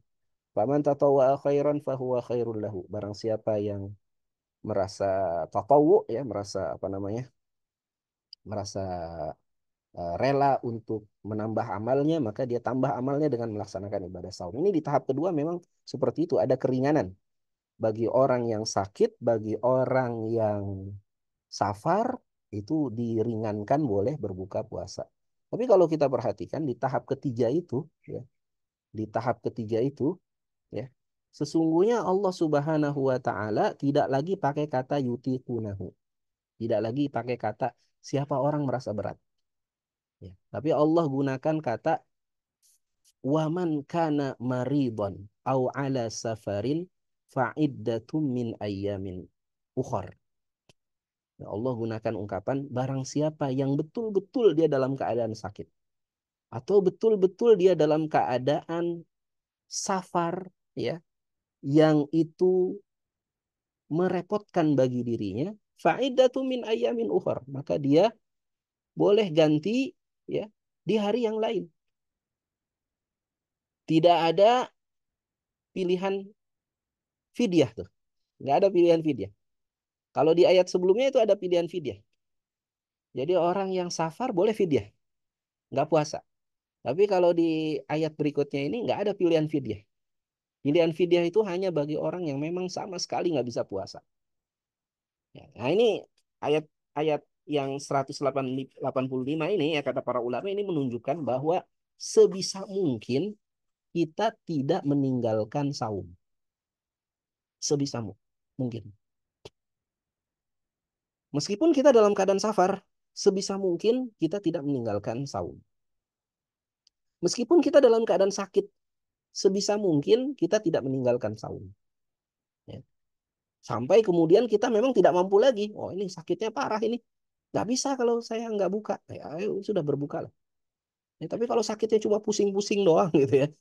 Biasalah pusing-pusing karena baru baru puasa ya beberapa hari pertama ya gula darah turun gitu ya. Rasa, ya jangan kemudian beralasan, wah saya sakit nih. Kemudian berbuka. Jangan. Kan juga safar ya. Jangan kemudian alasan, wah saya safar nih. Kemudian berbuka. Padahal safarnya tidak berat. Ya, maka sebisa mungkin jangan membatalkan puasa. Ya, karena ini apa namanya hikmah puasa itu tadi disebutkan di ayat sebelumnya itu ya wa antasumu khairul lakum in kuntum ta'lamun kalau kamu saum itu jauh lebih baik jika kalian ya mengetahui di dalamnya ada rahasia saum itu yang kita nggak ketahui yang baru kita rasakan itu saum itu nikmatnya saum itu kalau kita laksanakan saum itu secara sempurna ya tapi ya bagi yang memilih untuk berbuka boleh bagi yang memilih untuk berbuka ya saya mau buka aja deh boleh kalau dia sedang safar misalnya. Berapa jumlah jarak yang diperbolehkan seseorang itu untuk berbuka? Ya jumlah jarak yang dianggap oleh para ulama sudah masuk safar. Berapa jaraknya itu? Sekitar 80 kilometer ya. Kalau pakai ukuran jarak. Sekitar 80 kilometer itu sudah dianggap orang tersebut safar. Ada lagi yang pakai ukurannya adalah ukuran niat. Kalau dia sudah berniat untuk safar, meskipun belum mencapai jarak 80 kilometer. Dia sudah niat mau safar, udah bawa baju, udah bawa perlengkapan untuk safar, untuk lakukan perjalanan jauh. Perjalanannya jauh, sampai 100-200 kilometer mungkin ke luar negeri. Tapi belum sampai 80 kilometer, dia berbuka. Boleh atau tidak? Boleh. Karena dia sudah niat untuk safar. Dia sudah niat untuk safar lebih dari 80 kilometer. Meskipun dia belum sampai pada jarak 80 kilometer itu, dia sudah boleh untuk berbuka puasa. Tapi sekali lagi tadi, kalau bisa jangan berbuka sebisa mungkin. Ya, karena ini ada hikmah yang hikmah yang nggak bisa kita gantikan ya dibandingkan dengan kita berbuka di hari-hari yang lain, kemudian kita kita saumnya di hari-hari yang lain. Ya. Kayak tadi ya, Allah menyuruh kita untuk tukmilul iddah, sempurnakan hitungan saum itu 1 bulan. Sebisa mungkin. Meskipun kita tadi sakit, meskipun kita safar, sebisa mungkin kita sempurnakan itu 1 bulan. Ya, walitukabbirullaha ala ma hadakum wa la'allakum tashkurun. Begitu Bu ya. Jadi kalau untuk safar, ya sebetulnya sudah ada rukhsah kalau kita memang sudah masuk jarak safar 80 kilometer. Tapi kalau kita masih mampu untuk saum, maka sebaiknya kita tidak membatalkan saum kita. Ini beda dengan rukhsah sholat. Kalau rukhsah sholat itu hendaknya kita ambil. Ya kita sudah masuk waktu apa sudah masuk jarak safar, rukhsah sholat itu hendaknya kita ambil, kita bisa apa? Bisa qasar dan bisa jamak. Itu kalau rukhsah sholat. Tapi kalau rukhsah saum sebaiknya tidak kita ambil. Ya. Keringanan saum itu sebaiknya nggak kita ambil kecuali memang kita sudah betul-betul tidak mampu untuk melaksanakan saum. Begitu, Bu. Oh ya, baik, Bu Yayu sudah. Tadi Bu siapa tadi Bu Riani mau tanya sesuatu? Boleh. Silakan Bu Baik, Riani. terima kasih. Assalamualaikum Pak Ustadz. Waalaikumsalam warahmatullahi. Mau menanyakan ini kalau ibadah saum ini kan la'alakum tatakun ya Pak. Jadi untuk rohani ya. Betul, Bu. Ya. Agar Eh, meningkat kualitas rohani ya. kita. Halo, apakah suaranya terdengar? Terdengar, Bu? Jelas, Bu? Ya. Eh, Setelah saya mempelajari tentang kesehatan tentang saum ini Pak, ternyata kan memang banyak faedahnya buat jasmani. Betul. Jadi ada sedikit, mohon maaf, pada diri saya itu ada sedikit niatnya itu agak ada sedikit tercampur Hmm. antara supaya la'alakum tatakum dan supaya sehat gitu Pak. La'allakum tusihun nih. Agar kamu sehat. Iya, ya. Iya. Jadi mungkin terutama yang puasa sunnah itu ya Pak ya.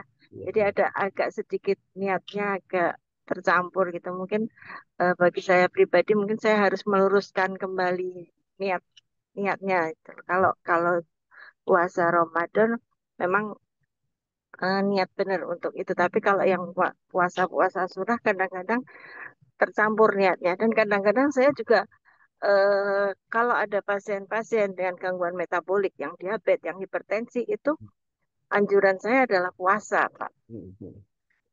Nah, ini gimana menurut Bapak? Ya, Makasih, Pak. ya, Masya Allah. Ya, memang nggak bisa kita pungkiri bahwa saum itu selain punya manfaat meningkatkan kualitas ruhani kita, juga ada manfaat meningkatkan kualitas fisik kita. Jadi lebih sehat, menjadi lebih terkontrol gula darahnya dan seterusnya ya. Memang. Jadi eh, apa namanya? Ini keajaiban saum ya, keajaiban dari berpuasa itu. Dan dalam semua syariat, dalam semua ajaran yang Allah turunkan kepada kita, itu selalu mengandung dua unsur tadi. Mengandung unsur keuntungan bagi akhirat kita dan punya unsur mendatangkan keuntungan bagi duniawi kita. Itu semua, semua perintah dan larangan Allah itu pasti punya manfaat, keuntungan ukhrawi dan keuntungan duniawi. Ya. Sholat ya itu selain menguntungkan secara ruhaniyah, menguntungkan secara ukhrawi, juga menguntungkan bagi fisik. Bisa sehat tuh. Sampai ada apa disertasi doktoral itu katanya di Universitas Erlangga itu mengenai eh, apa namanya sholat malam itu bagi kesehatan kesehatan fisik, relevansi antara sholat malam dengan kesehatan fisik itu sampai ada penelitian soal itu. Sholat, zakat, zakat itu ya ada keuntungan ruhaninya, ada keuntungan untuk akhirat, ada keuntungan untuk duniawi. Jadi ada pemerataan, jadi ada eh, eh, apa mengurangi kesenjangan sosial dan seterusnya. Ya, jadi semua syariat yang Allah turunkan kepada kita itu pasti ada keuntungan duniawinya dan ada keuntungan ukhrawinya.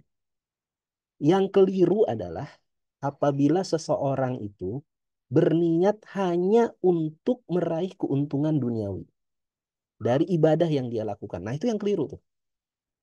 Jadi dia saum niatnya semata-mata hanya untuk meraih keuntungan duniawi, hanya untuk kurus saja gitu, untuk sehat saja. Nah, itu yang keliru. Kenapa? Karena kalau ada seseorang berniat melakukan satu ibadah, niatnya hanya untuk mendapatkan keuntungan duniawi, maka di akhirat kelak dia tidak akan mendapatkan keuntungan apa-apa. Amalnya tertolak. Dia nggak dapat pahala apa-apa. Dia hanya dapat apa yang dia niatkan untuk duniawinya saja. Nah, itu kan dalilnya dalil mengenai innamal a'malu niat itu kan ya. Nah, Rasulullah bersabda innamal a'malu niat. Niat amal itu tergantung niat. Dan kemudian Rasulullah jadikan contoh niatnya itu adalah niat orang yang berhijrah. Faman kana hijratuhu ya lillahi fahijratuhu ya. Uh, apa faman kana hijratuhu lidunia yusibuha. Kalau ada orang hijrah, hijrahnya niatnya untuk mendapatkan keuntungan dunia, maka dia akan dapat keuntungan dunia. Dia niat hijrah hanya untuk bisa memperluas apa? Memperluas relasi dagangnya gitu, maka dia akan dapat keuntungan dunia. Atau dia niat hijrah karena untuk mengejar wanita yang dia cintai, wanita yang dia cintai hijrah juga, maka dia akan dapatkan cinta dari wanita tersebut. Tapi apabila ada orang niat hijrah karena Allah dan Rasulnya, maka dia akan dapatkan ya pahala dari hijrah itu. Nah, itu yang keliru begitu, Bu. Kalau ada orang berniat ibadah, niatnya hanya duniawi saja. Niat saum, niatnya hanya duniawi saja. Itu keliru. Tapi kalau kita niat ibadah, niatnya akhirat, tapi kita juga berharap. Kita juga berharap. Kita dapat keuntungan duniawi. Itu boleh. Kita niat saum, niatnya untuk Allah, niatnya untuk dapat pahala. Tapi kita juga berharap semoga dengan saum ini Allah sehatkan tubuh saya. Minta kepada Allah, ya Allah semoga dengan saum ini Allah sehatkan. Kau sehatkan tubuh saya. Kau kuatkan tubuh saya. Kau jadikan tubuh saya ini ringan untuk melaksanakan ketaatan padamu, ya Allah. Kau jadikan tubuh saya ini mudah untuk bermanfaat bagi orang lain. Nah, itu boleh tuh. Ya, jadi niatnya untuk Allah, tapi kita berharap kita dapat keuntungan duniawi dari ibadah kita itu. Itu boleh, Bu. Jadi tinggal dilengkapi aja niatnya tadi, ya. Tinggal dilengkapi atau diluruskan lagi niatnya. Kita niat saum ya di Ramadan, luar Ramadan niatnya karena Allah, tapi kita mengharapkan kita dapat keuntungan duniawi ya dari saum yang kita lakukan. Nah, itu boleh. Begitu, Bu ya. Jelas ya insya Allah ya. Nah, ya, Gimana Bu Riani jelas? Oke. jelas ya insya Allah. Ya, insya Allah Pak Ustadz. Nah, satu lagi Pak Ustadz, ini Pak Krisnanto nanya lewat Mm-mm. pertanyaan. Silahkan Pak Kris. Kapan fidyah itu dibayarkan? Jika kita sudah menitipkan ke masjid, tapi masjid belum menyalurkan, bagaimana hukumnya? Ya, masjidnya yang dosa ya, pengurus masjidnya dosa ya, kalau dia nggak menyalurkan. Tapi kitanya udah terbebas dari dosa, kalau kita sudah titipkan ke masjid. Ya, tapi sebaiknya sih kalau fidyah itu kita salurkan saja secara langsung. Itu jauh lebih baik. Karena itu yang dulu dicontohkan oleh para sahabat yang yang di ACC oleh Rasulullah SAW. Jadi fidyah itu kalau bisa kita salurkan secara langsung. Salurkannya caranya bagaimana? Salurkannya bisa setiap hari langsung kita tunaikan itu juga boleh. Atau kita tunda selama 30 hari. Setelah 30 hari kemudian kita tunda kita kumpulkan baru kemudian kita tunaikan dalam sekali dalam sekali penunaian. Itu juga boleh. Nah, menunaikannya bagaimana? Apakah boleh kita kasih uang? Nah, ini para ulama berbeda pendapat mengenai apakah fidyah ini boleh dibayarkan dalam bentuk uang. Ada yang berpendapat boleh, tapi ada yang berpendapat sebaiknya tidak dalam bentuk uang, tapi dalam bentuk makanan. Ya, dalam bentuk makanan. Karena apa? Fidyah itu tadi jelas dalam ayatnya itu fidyatun ta'amu miskin. Fidyah sebagai makanan bagi orang miskin. Ya. Jadi yang terbaik adalah kalau bisa fidyah itu dalam bentuk makanan kalau tidak merepotkan. Nah, jadi dalam bentuk makanan bagaimana? Boleh dalam bentuk bahan makanan, dalam bentuk beras, ya dalam bentuk beras kemudian beserta makanan-makanannya gitu sembako dan seterusnya, silakan. Ya. Yang cukup dimakan 1 hari atau makanan matang juga boleh, yang cukup dimakan 1 hari untuk fidyah 1 hari. Kalau fidyahnya 30 hari ya yang cukup dimakan untuk 30 hari. Atau sebagaimana yang dilakukan oleh Abdullah bin Mas'ud. Abdullah bin Mas'ud itu istrinya ya tidak bisa saum lagi. Maka Abdullah bin Mas'ud kumpulkan 30 orang miskin. Diajak makan di rumahnya sampai kenyang. Maka selesailah kewajiban fidyahnya itu. Beri makan 30 orang miskin. Sampai kenyang selama selama 1 kali makan. Nah, itu juga boleh. Ya kita ajak makan orang miskin ya sejumlah berapa hari yang ditinggalkan saumnya tadi. Nah, begitu Pak ya. Jadi eh, yang terbaik sebenarnya fidyah itu langsung ditunaikan. Kemudian tidak perlu ke masjid sebetulnya kalau fidyah itu ya. Langsung tunaikan saja secara langsung. Bisa langsung kita berikan pada orang miskin. Fidyah ini untuk orang miskin ya. Jadi bukan untuk 8 asnaf zakat yang lain itu. Bukan untuk gorimin apa seterusnya itu. Bukan. Ditujukan kepada orang miskin. Ya, berikan makanan pada orang miskin. Boleh makanannya dalam bentuk makanan mentah, boleh. makanan matang juga boleh. Boleh juga kemudian dihidangkan di rumah kita, kita ajak makan juga boleh. Begitu, Pak. Eh, Wallah itu a'lam. kalau apa setelah lewat Ramadan masih bisa itu, Masih Ustadz? bisa, boleh, boleh. Masih bisa ya? Mm-mm. Tapi sebaiknya jangan Oh, ditunda. Khawatirnya lupa, oh, nanti masuk Ramadan tahun berikutnya. Nah, itu yang repot. iya. Nah, sebaiknya jangan ditunda. Ya, begitu. Terima kasih, Ustadz. Nah, yang sering jadi pertanyaan adalah mengenai wanita hamil dan menyusui. Itu kewajibannya apa? Fidyah atau qadha? Nah, itu yang sering jadi perdebatan. Ya. Kalau ditanya kepada saya lebih cenderung kepada pendapat yang menyatakan wanita hamil dan menyusui itu wajib dua. Pertama dia fidyah, yang kedua dia qadha. Nah, itu saya lebih cenderung kepada pendapat para ulama yang menyatakan bahwa wanita hamil dan menyusui itu sebaiknya dia dua. Dia bayar fidyah juga, ya. Dan kemudian jika mampu dia qadha, ya. Karena khawatirnya dia nggak mampu. Ya, karena wanita yang hamil dia setelah melahirkan kan punya kewajiban menyusui. Nanti susah lagi bagi dia untuk saum, ya. Maka dia bayar fidyah, ya. Tapi kalau dia mampu untuk saum sesudah dia bayar fidyah, tunaikan fidyah, maka sebaiknya dia juga saum, dia juga qadha. Semampu yang dia bisa lakukan. Dan itu pendapat banyak para ulama. Ya, jadi fidyah juga, kodok juga. Karena apa? Karena wanita hamil dan menyusui ini tidak termasuk dalam golongan orang yang tidak mampu saum lagi selama-lamanya. Ya, orang yang hanya fidyah adalah orang yang tidak mampu saum lagi selama-lamanya. Orang yang sakit bertahun-tahun, orang yang sudah tua, yang sudah tidak mungkin lagi saum. Nah, itulah yang dia hanya bayar fidyah saja, tidak mengkodok. Sedangkan wanita hamil dan menyusui, dia masih mungkin untuk mengkodok. Ya. Tapi tadi dia tetap tunaikan fidyah karena khawatirnya dia tidak mampu untuk kodok, ya, karena dia harus punya kewajiban menyusui selama 2 tahun. Demikian Pak. Bu, wallahu a'lam bishawab. Wah, ya, makasih Pak Ustadz. Yang terakhir itu nanti cocok buat ini eh, nasihat ke anak, keponaan yang sudah berumah tangga ya Pak Ustadz ya. Betul. Diingatkan Hmm. supaya bayar fidyah dan juga kodok jika Betul, masih mungkin untuk kodok. Jadi jangan dianggap sepele gitu. Udah fidyah itu kemudian nggak kodok. Kalau masih mampu untuk kodok silakan kodok. betul. Ya, gitu. Ya, baik Pak Ustadz. Baik. Ini teman-teman, memang banyak nih yang mau ditanyain lagi ya. Tapi mengingat waktunya juga ini, maka sudah waktunya kita untuk mengaminkan doa yang dipanjatkan oleh Pak Ustadz ya. Nah, udah itu kita menuju kepada penutupan. Mungkin itu Pak Ustadz. Insyaallah. Baik, Bapak Ibu ikhwatal iman rahimakumullah, sebelum kita berdoa saya ingin mengingatkan kepada kita bahwa Ramadan ini tamu yang penting dalam hidup kita. Ramadan ini menjadi penting jika kita tahu keutamaan Ramadan. Kalau kita nggak tahu keutamaan Ramadan, kita nggak anggap Ramadan ini penting. Ya, tapi kalau kita tahu Ramadan ini keutamaannya itu apa, kita akan anggap itu penting. Ya.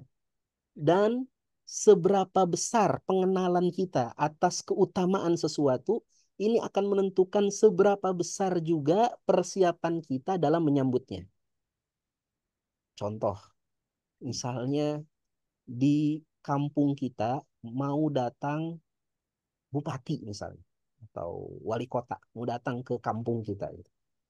Kita tahu keutamaan sang bupati. Kita tahu ini bupati ini orang terhormat, orang yang dicintai oleh masyarakat dan seterusnya. Maka apa yang kita lakukan? Menyambut kedatangan bupati itu. Wah, kita akan siapkan kampung kita ya semaksimal mungkin. Kita akan bersih-bersih, kita akan hias, mungkin kita bikin gapura dan seterusnya karena kita tahu keutamaan orang yang mau datang itu, sang bupati. Tapi kalau kita ternyata diberi informasi yang mau datang bukan cuma bupati, tapi juga presiden mau datang. Maka apa yang akan kita lakukan? Kita akan sungguh-sungguh melakukan persiapan jauh lebih besar lagi, jauh lebih maksimal lagi. Karena kita tahu yang mau datang itu orang yang lebih utama daripada sang bupati, presiden mau datang. Jadi pengenalan kita mengenai siapa yang mau datang dalam kehidupan kita itu menentukan seberapa besar persiapan kita dalam menyambutnya. Nah, kalau kita kenal Ramadan, ya, tahu keutamaan Ramadan dengan maksimal, dengan benar, maka kita pasti akan menyambut Ramadan itu dengan maksimal. Dan Ramadan ini, Pak, kita baca satu hadis saja. Yang hadis ini sering diulang-ulang oleh para para ulama. Kita baca satu hadis saja. Itu sudah cukup bagi kita untuk mengetahui bahwa Ramadan ini bulan yang mulia. Ramadan ini tamu yang sangat berharga dalam kehidupan kita. Apa kata Nabi Shallallahu Alaihi Wasallam? Ida ja'a Ramadan, apabila datang bulan Ramadan, futihat abwabul jannah, dibuka pintu surga. Maknanya apa? Dibuka peluang kita masuk surga. Kita ini nggak yakin kita bisa masuk surga atau tidak. Tapi peluangnya itu makin besar kalau Ramadan itu hadir dalam kehidupan kita. Ghulliqat abwabun nar, ditutup pintu-pintu neraka. Artinya dipersempit kemungkinan kita masuk neraka dengan hadirnya Ramadan itu. Wasufidati syayatin, dan diikat para setan. Setan yang selama ini jadi musuh kita, selama ini menggoda kita, mereka gak akan bebas mengganggu kita ketika bulan Ramadan. Terikat mereka. Ini cukup kita merenungi satu hadis ini saja sebetulnya sudah membuat kita itu seharusnya bersemangat menyambut Ramadan. Ini kesempatan besar bagi kita masuk surga ini. Ini kesempatan besar bagi kita ini terhindar dari neraka. Maka mudah-mudahan dengan kesadaran kita bahwa Ramadan ini tamu yang agung, kita punya persiapan lebih maksimal. Ini tinggal tinggal 7 hari lagi nih. Wah, kita siap-siap ya masuk bulan Ramadan dengan apa? Kemarin kita sudah bahas tuba Yang liman empat, aslaha nafsahu qabla Ramadan. Sungguh 4 hari. beruntung orang yang memperbaiki dirinya, banyak-banyak taubat, banyak-banyak istighfar, banyak-banyak mohon ampun pada Allah sebelum masuk bulan Ramadan. Karena gak akan mungkin seseorang itu mampu baca Quran nikmat gitu kalau matanya itu penuh maksiat. Gak mungkin seseorang itu mampu berzikir pada Allah lisannya kalau lisannya ini banyak dosa, sering fitnah, sering gibah. Itu nggak bisa dia rasakan nikmatnya ibadah itu. Nggak mungkin kita rasakan nikmatnya ibadah, nikmatnya saum kalau di aliran darah kita ini masih masuk harta yang haram. Itu nggak mungkin. Maka sebelum masuk bulan Ramadan, supaya Ramadan ini nikmat kita rasakan, kita bersihkan diri kita ini dari berbagai macam maksiat. Kita banyak-banyak taubat kepada Allah Subhanahu wa taala. Kita berdoa pada Allah Subhanahu wa taala, semoga Allah Subhanahu wa taala mengampuni dosa-dosa kita. A'udzu billahi minasyaitonir Amin. rajim. Alhamdulillahi rabbil alamin, hamdan naimin, hamdan syakirin, hamdan yuwafi ni'mahu wa yukafi mazidah. Ya Rabbana lakal hamdu kama yanbaghi li jalali wajhikal karim wa 'azimi sultanik.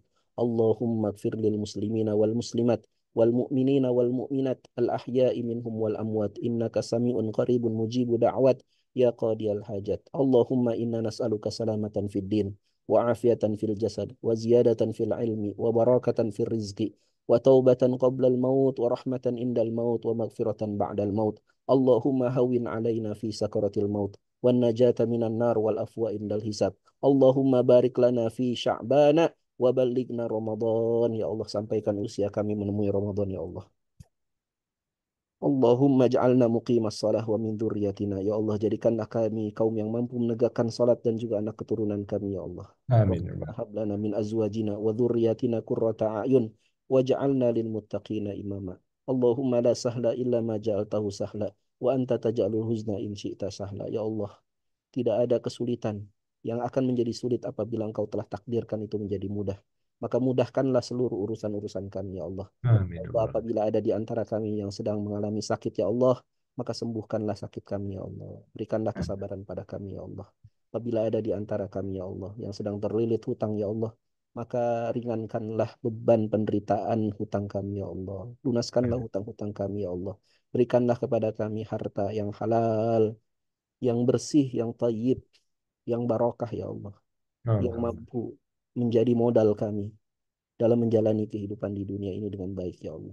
Ya Amin. Allah, apabila ada di antara kami yang memiliki tujuan, memiliki cita-cita yang baik dalam kehidupan dunia ini, ya Allah, maka kabulkanlah cita-cita kami, ya Allah. Amin. Ya Allah, hanya kepada Engkau lah kami meminta, hanya kepada Engkau lah kami berharap, ya Allah.